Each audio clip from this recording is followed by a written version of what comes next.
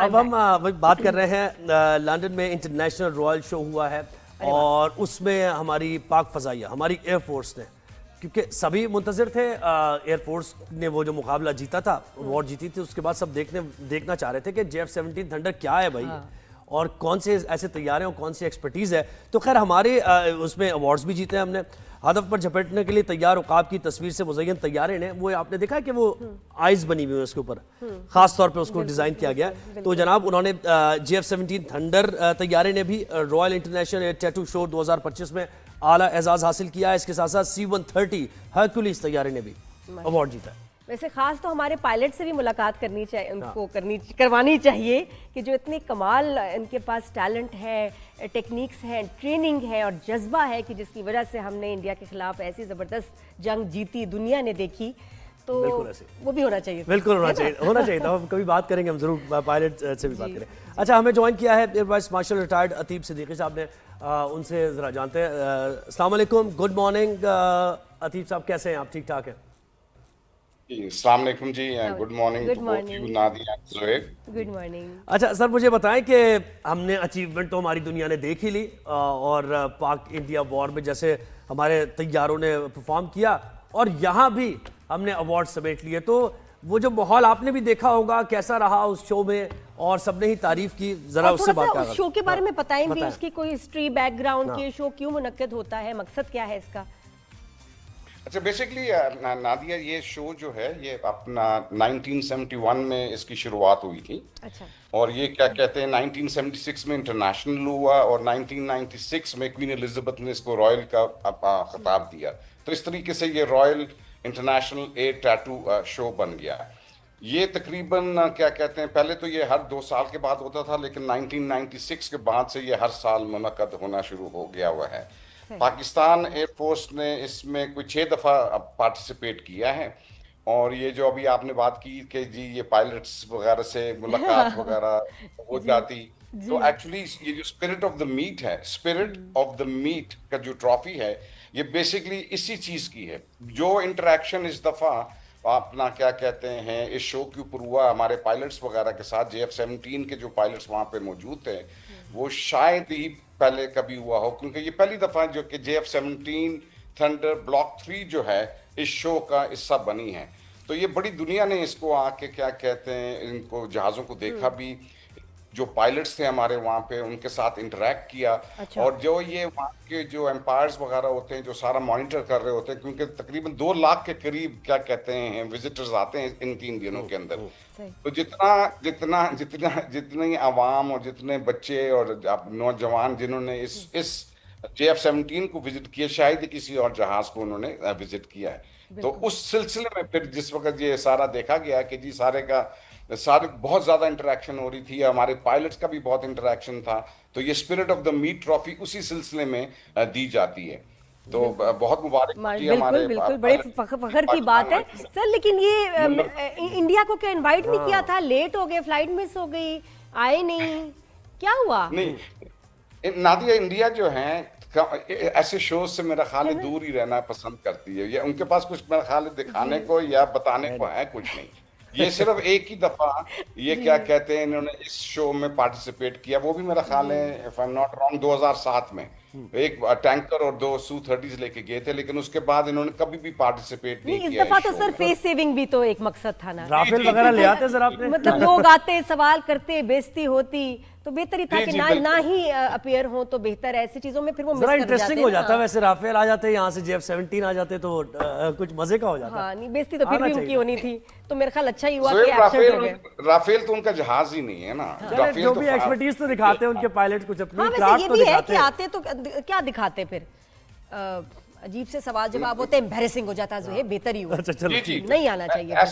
ऐसे ही था और बिल्कुल ऐसा ही था और अच्छा किया नहीं आए। लेकिन मेरा ख्याल है कि बस वो क्या कहते हैं कभी भी आप वो फेस करने के लिए उनके पास कुछ बताने के लिए है कुछ नहीं। अगर 2019 में देखें आप जो उनके साथ हुआ, तो क्या मतलब उसके बाद जाके उन्होंने करना क्या बताते हैं। बिल्कुल क्या। अच्छा मुझे बताएं सर, दुनिया भर से जो तैयारे बनाने वाली कंपनीज यहाँ पर इस शो में शामिल हुई, तो पाकिस्तान के लिए वैसे बिजनेस पर्सपेक्टिव से अगर हम देखें तो क्या कोई टेंडर्स वगैरह और ये कोई मुआहदे वगैरह ये हम देख सकते हैं, इस बारे में कुछ सोच सकते हैं?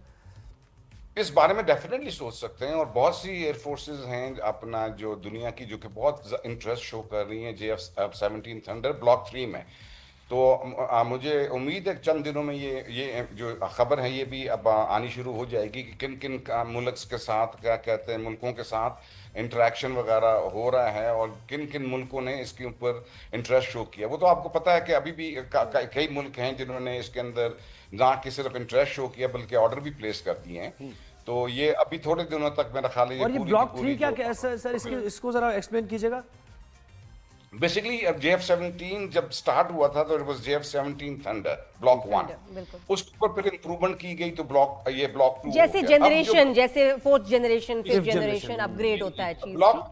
ब्लॉक 3 में जो चीजें हैं उनके रडार्स को अपग्रेड कर दिया गया। मैं टेक्निकल वर्ड्स इस्तेमाल नहीं कर रहा, नाज़रीन को समझ में नहीं आएंगी, लेकिन उनके रडार्स को अपग्रेड कर दिया गया है। इसके अंदर वो PL-15 को कैरी करने की सलाहियत है, CM-400 को अपना हाइपरसोनिक मिसाइल्स और बहुत सारा आर्मामेंट ऐसा है जो कि J-10C के ऊपर जो इस्तेमाल किया जा सकता है वो इसके ऊपर भी किया जा सकता है। सर मेरा ख्याल है जो ऑर्डर्स हमें जो ऑर्डर्स मिले ना, साथ में एक रिक्वेस्ट होनी, जो हमारे इंटरनेशनल सेलिब्रिटीज है हमारे पायलट्स के, भाई उनसे भी थोड़ी सी ट्रेनिंग भी हो जाए एयरक्राफ्ट्स के साथ साथ। मेरे ख्याल ये भी रिक्वेस्ट आएगी हर एक से, क्योंकि it's not all about aircraft, है ना।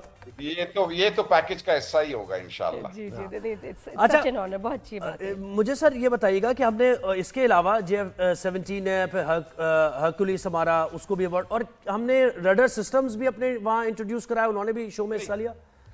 नहीं, उन्होंने नहीं शो में हिस्सा लिया। बेसिकली ये दो जो कंपोनेंट्स हैं C-130 और क्या कहते हैं हमारे JF-17, और एक हमारा L-78 जो एयर रिफ्यूलर है वो भी किया है वहाँ पे, क्या कहते हैं, इस शो में। बट इसके अलावा और कोई इक्विपमेंट वगैरह नहीं लेके गए। अच्छा सर, जो हमने आलमी एजाज जीते हैं वो किस उस पे, उसका क्राइटेरिया क्या था और क्या खास बात थी, ये भी थोड़ा बताइएगा।